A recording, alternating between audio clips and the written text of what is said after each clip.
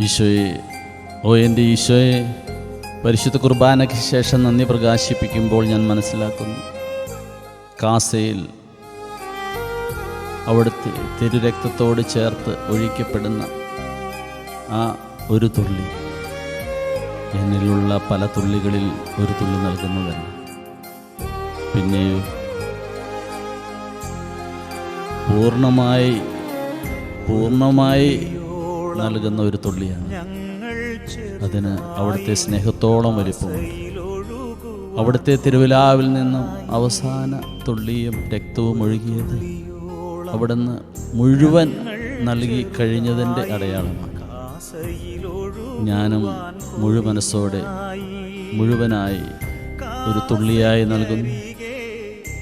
ആ തുള്ളിക്ക് അവിടുത്തെ സ്നേഹത്തിൻ്റെ രൂപമുള്ള ഒരു കടലോളം വലിപ്പമുണ്ട് എന്ന് ഞാൻ മനസ്സിലാക്കുന്നു. അതുപോലെ തന്നെ എൻ്റെ നന്ദി പ്രകാശനവും അവിടുത്തെ സ്നേഹത്തിൻ്റെ വലിപ്പമുള്ള ഒരു കടലായി സ്വീകരിക്കുന്നു.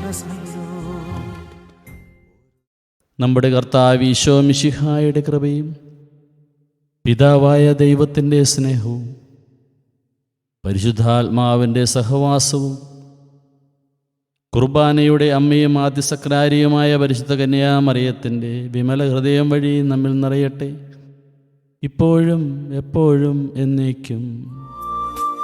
ആമേൻ.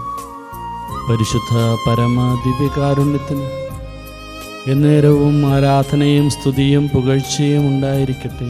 ആമേൻ.